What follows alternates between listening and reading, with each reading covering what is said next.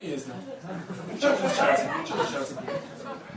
Actually, no, I work as a personal tutor. I teach physics A to rich people.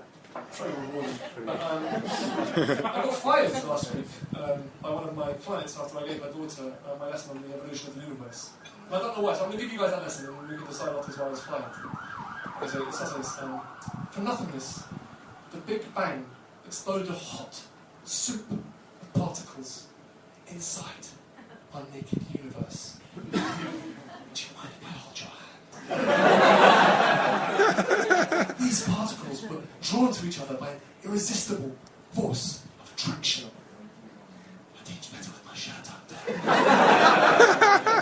there. They formed enormous balls, which grew so hot and engorged with fluid that they erupted, drenching the universe in floods of light.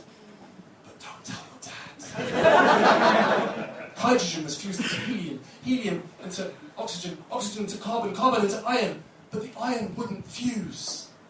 Only a gold bar. For billions of years, the stars were powered by hydrogen, and when it ran out, they began to collapse on themselves. And as they did, they grew hotter and hotter until the heat was so unbearable that they exploded as supernova all over your face. So, all the elements we find on Earth that are heavier than iron were made in a split second by these supernova. Even the gold in your earrings. You spoiled cow. I haven't always been a prick. But you know, I've been jaded. But you know, it's not just England that can't handle my vegetarianism. My American family don't see me frequently enough to remember that I'm vegetarian, but they know something's wrong with me. So when they see my mum, they're like, "Hi, Missy, how's Sam? How's his, alopecia?" I was like, "Alopecia? No, he's vegetarian." "Oh my God, Missy, I'm so sorry. If there's anything at all we can do." Right. I think the most culturally perverse country of my two nations is Britain. And as proof of the weirdness of the country, I want to finish by showing you this poster. It doesn't matter if you can't see it. I'll explain to you what it is. It's on the London Underground. It's on the Hammersmith City line. It's on the Circle Line. Some of you might have seen this. I'll explain what it is.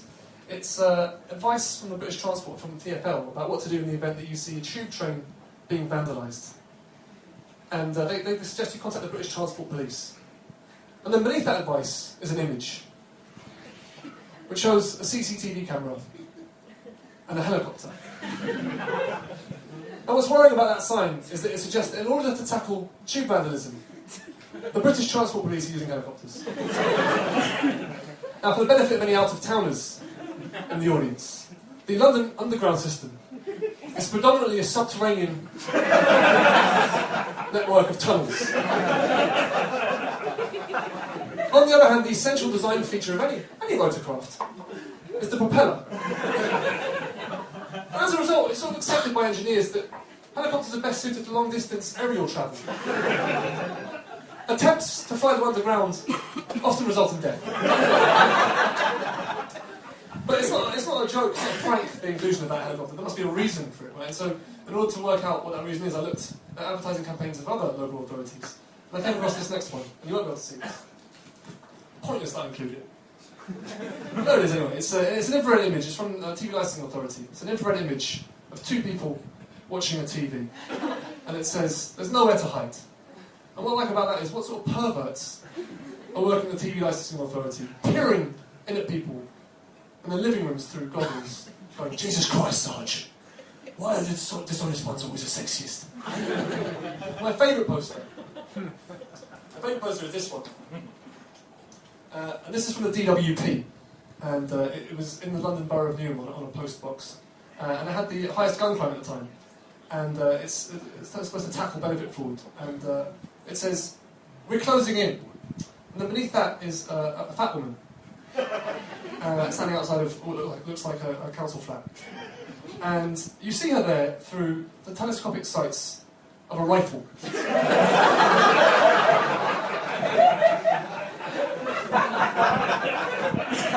And what I like about this poster is that when you first see it, you can't be sure whether the DWP are tackling benefit fraud or obesity. Indiscriminately shooting fat women. So what does this all have to do with the helicopter? Well, they're all examples, these posters, of advertising companies using fear to dissuade people from committing minor offences, by threatening them with overwhelming responses. But a helicopter is not the most overwhelming response to tube vandalism. And so if the British Transport Police were going to follow that reasoning through to its conclusion, the appropriate poster should be this.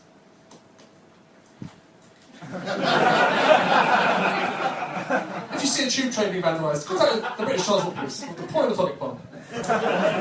So, yeah, Britain is the most culturally perverse country. That's the point of my set. Thank you all very much for listening.